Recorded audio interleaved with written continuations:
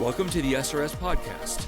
I'm your host, Aaron J. Babiar, and I'm the Training Director of Support Raising Solutions.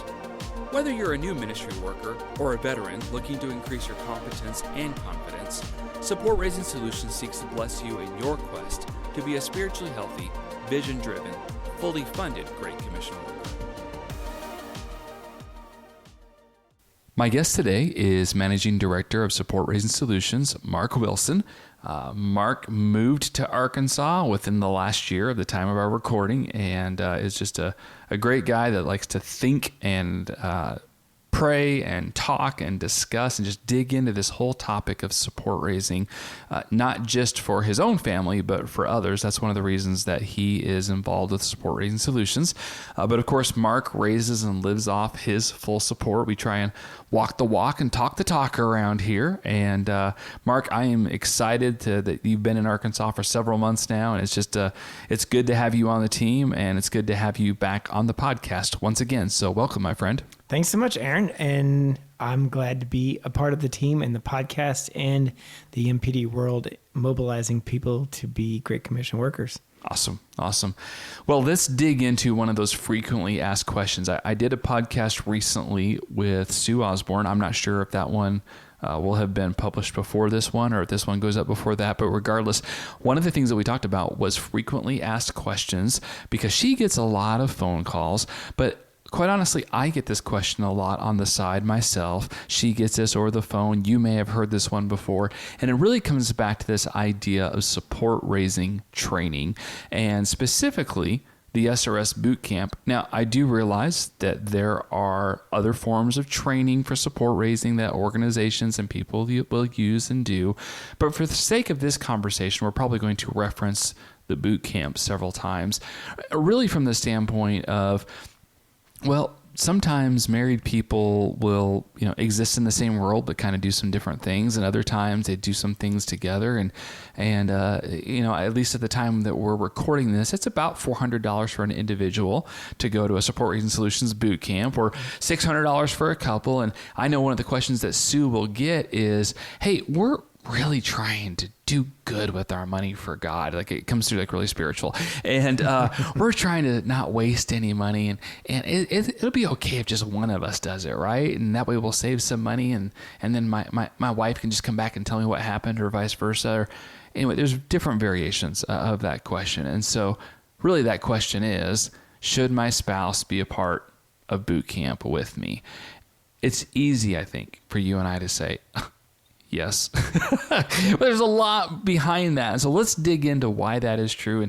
And let's even talk about some different variables with that. So let me ask you, first of all, Mark, I know that you have been through the boot camp once or twice. And I'm not even sure if your wife, Kathy, was with you or not. But tell us a little bit about your experience with boot camp, first of all, and what that did or didn't do for you and your marriage. And just give us a little bit of your story before we start digging into the variables with this question. Yeah. So, way back, we actually raised our support before there was boot camp, like in 1990. That's right. You're an old guy. That's right. I am an old guy. and so we did it together. So it was kind of a thing. It was a Kathy and I thing. But later on in my career, I was a mobilization director and looking for something to help my missionaries have success raising support. So I found Support Raising Solutions on the web. I signed up for the boot camp, went to the first available one, and I was just blown away by how it addressed the need that I saw that was gaping in our organization. And I went home and told my wife about this amazing thing that I'd been to, but my experience didn't translate to her. Now, she loved the productivity that I had in raising support after I went, but she liked the results. That's exactly right. But it just, like, you can't have somebody else have your experience. Right. And so for me, I went sometime, some way, I have to get my wife to boot camp. So we ended up being led out of the organization we were in and followed the Lord and just asked what was next. That ended up being Support Raising Solutions. And so once we accepted October 28th, and I think we were in boot camp like November, whatever, like just several weeks later. Oh, wow. After accepting, because I said, Kathy, you have to see this thing that I've been talking about and what we're going to be doing in the future. Right. And so Kathy went, and Aaron was leading that with Micah. And she had the experience that I could not pass over in words. She experienced it for herself. So. Okay, so let me ask you about that. So you experienced it without her. So even though you were an already, quote unquote, fully funded team living in the full-time missions world, so to speak, at one point you had an opportunity to go through a boot camp, and you did. I'm assuming because you need to raise a little more support and you had the opportunity to do so. But when you moved to that transition, and then you're like, okay, you heard me talk about it. Now I want you to do it. I'm curious because, I mean, I remember meeting her. I think we were in Colorado Springs, right? We were in Colorado Springs, that's right. Yep. But I don't, I mean, of course, I wasn't a part of your conversations on the ride home. Like, what did she say? Do you recall what kind of clicked in her head when she went, oh, now I get it, or whatever version of that? Well, she had heard me share stories about people who had gone to boot camp. So she had this idea, and the idea that she had was that the training was fantastic, but the Bible study was even better. And that actually ended up being true. She loved the training, loved the skill sets, loved the interaction, but she did all of our homework because I had done it, and I did it with her again. Mm-hmm. But she really spent the time in the Word and answering those questions. And she goes, Mark, it was so good as a 23-year veteran to be reminded of these true things. Mm. And just, because we had done missions, and well, let's be honest, you get tired of it sometimes. It gets exhausting. Mm-hmm. And for her, it was refreshing and life-giving. And so that part, and then on the way home, she could see the potential of how it changed our lives and the missionaries that I'd worked with in Cadence, and then how it could help all these other people that we know. Right. Yeah. That transition of, if this is helping us, what might it do for other people that not even going through our season of life change like we are, but just people that are where they're at? Couldn't it help them? Yeah. And I think it gave her a little bit more of a vision for what her role was as we were transitioning organizations. And so right. I had, because she was working a side job, for a number of years, I was raising our support kind of on my own. Uh-huh. She did a few things, editing newsletters and those kind of things. But sure. When we were transitioning organizations, it also helped her capture how important she was to telling our story and inviting people. And it wasn't Mark's vision alone anymore. It was our vision. And so that piece also was really significant for her, that she could see where her place was. Great. Well, to the listener, I would say this is not a big SRS Bootcamp commercial. It's not. It's hard for us not to reference it because of just some incredible work that God has done in the lives of so many people through the event. But our focus is married couples, and our focus is, should your spouse go with you? And I realize there's more investment in, I mean, usually if you have to get a hotel, that's the same price, right? But then there's food, and if there's airfare, that doubles up. And then, it's at 50% more to add a spouse and things like that. So we realize that some different things come into that. But aside of the money, we want to really focus on, I think for the sake of this conversation, of, what's the vision that you as a married couple have for ministry? And Mark, you and I both know that that's true whether one of you is quote unquote full-time with the organization and the other one isn't even employed, or if you both are full-time employed at the same organization. Why does that work in both of those scenarios? Well, I think, we know the biblical teaching, we've heard it, the two become one flesh, right? Mm-hmm. And the more integrated you are as a couple, the more you have gone through things together, you've thought through the same processes, you've wrestled with the same questions, you've addressed the same fears, the more of a one mind you can be. Mm-hmm. And it basically is as simple as that, as the answer is, if you have addressed you as the ministry partner have addressed all those fears, and you've worked on skills, you've studied the Bible, and then your partner hasn't done those things, mm-hmm. they still have all those fears and concerns, and they're trying to be supportive, but they don't always understand how to engage, and they still have questions that aren't answered about, is this process right? Is it biblical? Is it the good thing to do? And you guys can imagine all those questions in your head. But quite honestly, then, so let's say you're the support raiser and your spouse is like, yeah, you do it, I'll be supportive. if they haven't been exposed to some of the biblical truth and training that you have, in some ways you're asking them to fly blind. You're saying, support me, even though you don't really know how. It's more of a tacit support instead of an active support. It's more of a, whatever, baby. I'll go where you go. Your people are my people. I mean, that sounds biblical. That sounds good, but that's pretty different from the actual digging in and being like, hey, I understand you can't do this thing today because you got 2 meetings back to back, and normally you'd be here with us, but you're in this season. We got your back. I'm praying for you. Go have that meeting. That's really different from, really? You're going to miss this, this thing again? Didn't you just move it last week because you like to go out and have coffee again? Like, not, and I'm not saying that anybody's spouse is necessarily going to voice those words in that way, but you almost rob your spouse of the joy of understanding really well what it is that you're doing in raising support if they're not a part. But also you might potentially be robbing them from going, oh, wait, I have a part. Even if they're not with your organization, I have a part. I can do this. I can do that. What are some of the things that the spouse can be involved with in support raising, even if they're not the person who's having as many, physical presence in the ask type situations? I think it's some of it depends on where gifting lies in your family, and so that's a very situational thing. True.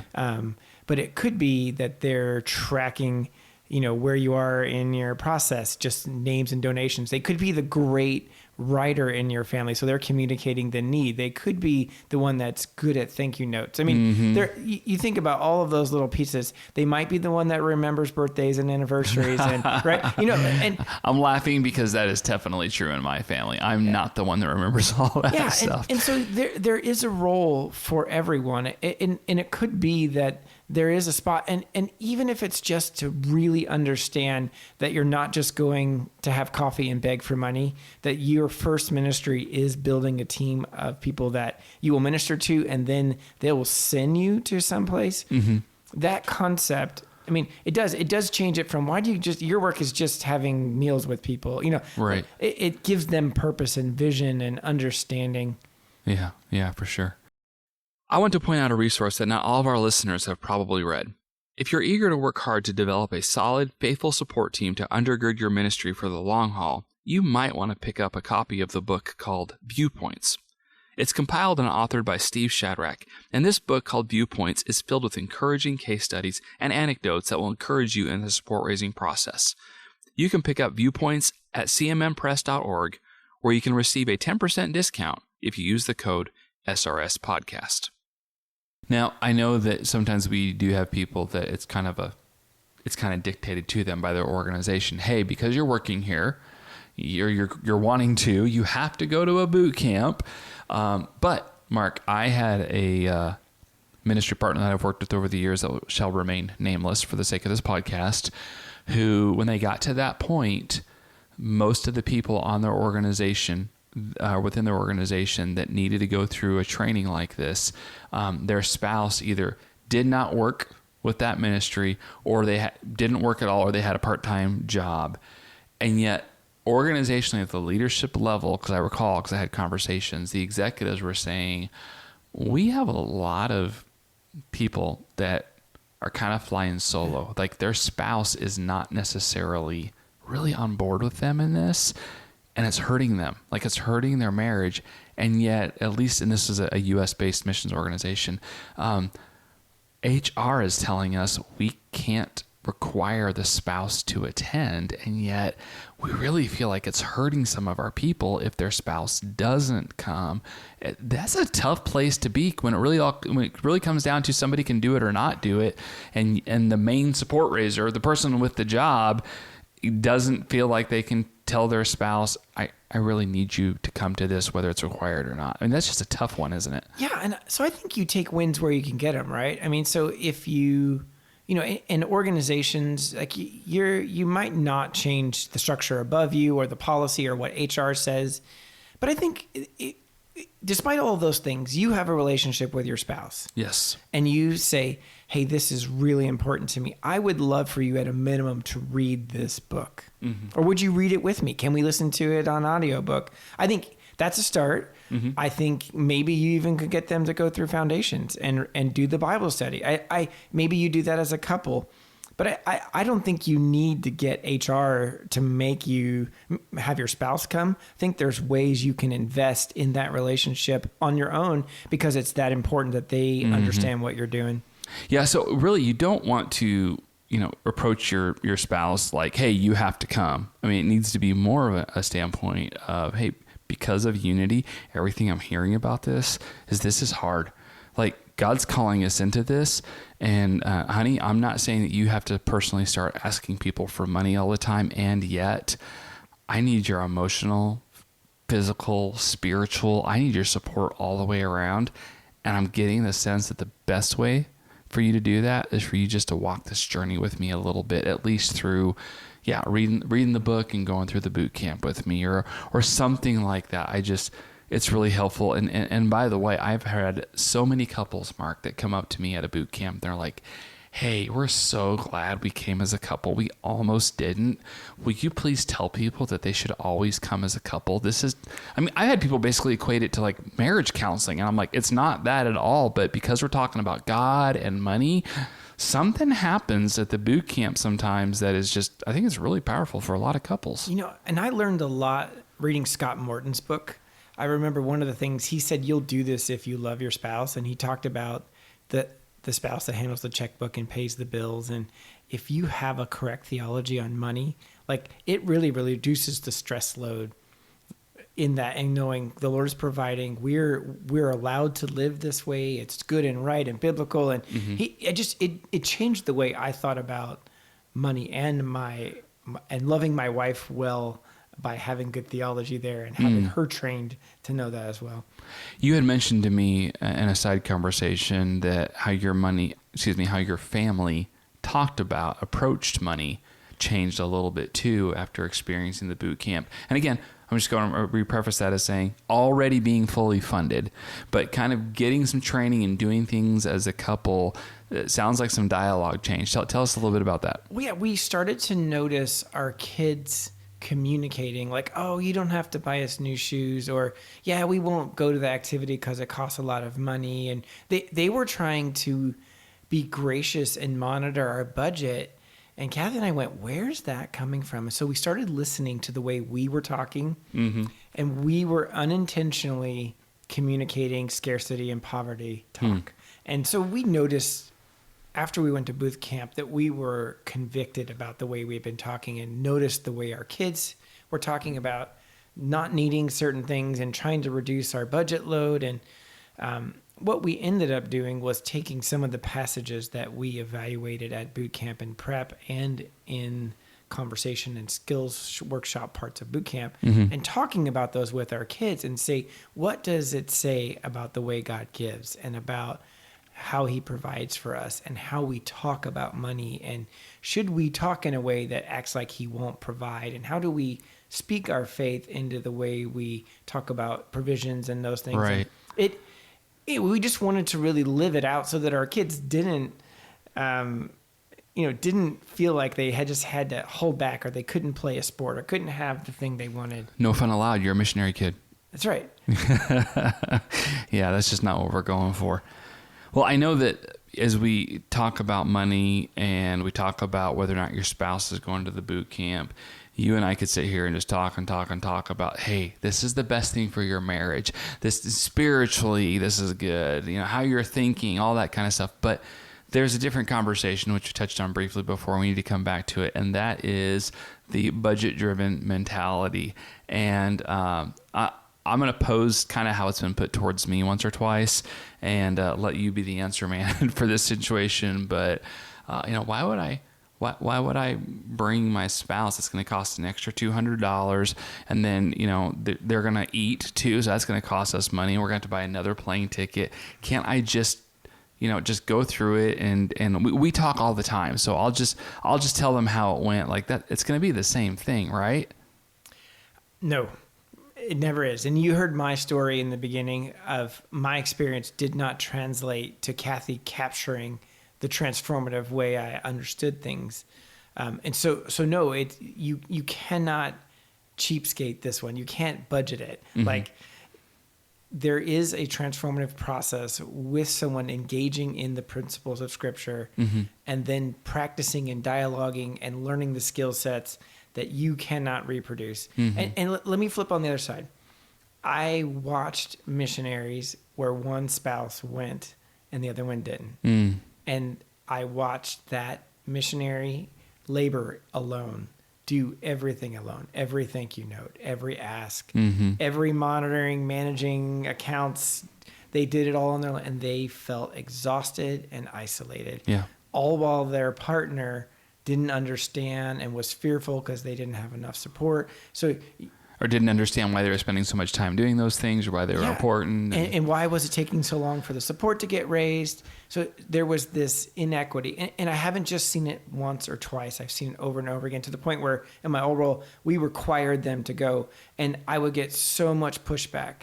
Who's going to watch our dog? Who's going to take care of our kids? Right. And we would say, look, those are temporal things. Yeah, they're important things, and you have to think through them, but Right. they're temporal. Yeah, they're temporal. And we can help you find people to do those things. In the end, this one lady was so mad at me that I made her go, furious with me. And they went kicking and screaming, and she came back and she said, you didn't know I was mad at you, but I was furious at you. Oh, really? I owe you an apology, but you were right. I needed to be here. I needed to join my husband, even if he's doing 80% of the work. Mm-hmm. I am no longer living in fear. I can join him. And my job is to manage our kids and our household. Right. And but he just needs me to understand and be sympathetic towards what he's laboring in. Yeah. And so I don't think you're in the long run, you can't put a dollar amount on emotional support or unity or empathy or you really connection. You just can't. And so at the same time, I also think there's great benefit in both of you telling your story together. And your spouse will add a different element to what you do. Mm-hmm. And I think people really appreciate, like, our meetings, when Kathy's in our meetings, people feel far more emotionally connected to us because she's there. Yeah, that's true in our meetings too. I love my wife, and she's at least twice as nice as I am. She brings this emotional component that everybody just loves our time together, like in a way that doesn't happen when I've had to do it without her. And people often ask, what does Kathy think about what you're doing? Well, when Kathy's sitting right there, Right. they ask Kathy, and she's able to speak for them, and for us, I should say, and communicate to them that we are of one mind and we're unified in this. Yeah. And it's hard, Sometimes we don't always do our presentation great. Sometimes I do her part and we mess it up, but we're in it together, and I really love that. Yeah. Amen. By the way, one of the most common things that I hear from married couples that come to the boot camp is a realization that seems to occur in those 2 days that there's a particular area of training that the main support raiser isn't just bad at. They're horrible. Like, they're really, really bad at it. And their spouse is like, you know what?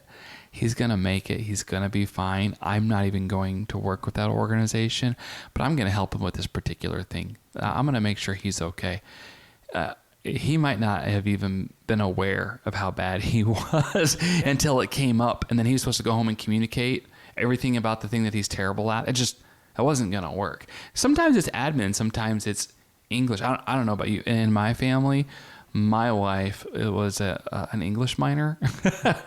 So it took me a lot longer than most people to be able to write a passable newsletter. I needed her help. I mean, I would write the rough draft and hand it to her, and she would get out a red ink pen and kind of bleed all over it and fix it. And I was like, I was kind of frustrated, but I was also like, thank you, Lord, for giving me a wife that was an English minor, because I didn't know how to write. Yeah, and it's the same in our family. I can outline the concepts in my life, makes it readable and grammatically appropriate, and because there are those people who can't get over your grammatical mistakes or your spelling errors, and they think you look unprofessional. Yeah, and if you can make it as professional as possible, you are doing your readers and your God a glorification service to do it well, and you help people see the story, and not you want the words to be there, but that's not what you want people to see. You want people to see what God is doing, and if you have mistakes, it sometimes screws it up.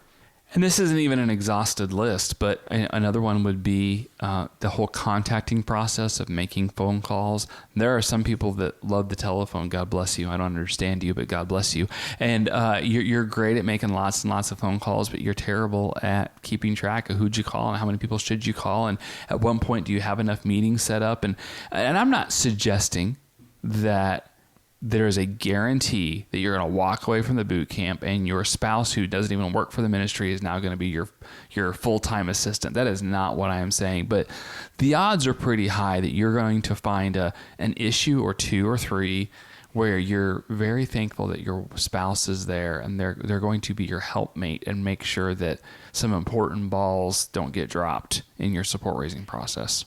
One thing you mentioned about spouse, and it triggered a thought in me, was you also might have access to contacts that you might not have had before your spouse was aware of what you're doing. Mm-hmm. And it might expand your pool and connections and relationships that they have because of their relational credibility and historical past. And that, I mean, I know in our support raising, Kathy holds the key to a lot of people who love Jesus and want to give, and it really helps us because of her relational credibility. Good word. Well, Mark, I think we spent plenty of time discussing this today. At the end of the day, friends that are listening to this podcast, we don't mean it in a heavy-handed way at all. But when we say, should your spouse go to boot camp with you, please have enough vision for your marriage, have enough vision for your ministry to realize that it might be one of the more significant things that you do in having your spouse go with you, because support raising is really hard. It's wonderful, but it's really hard. And to be on the same page in unity with your spouse is a dramatic difference. And I'm thankful for those that have the vision to go, you know what, this might be a little harder to do. We're going to do this together. So, Mark, thank you for joining me today on the podcast. As always, it's a blessing to have you with us today. Yeah, thanks for what you do, Aaron, for how it helps people. Thanks for joining us for this episode. We would love to hear your ideas for future content. Please visit supportraisingsolutions.org/feedback to share your thoughts and questions. Also, wherever you download your podcast from, be sure to subscribe for future episodes and come back each week to gain more insight into the process of building and maintaining your personal support team.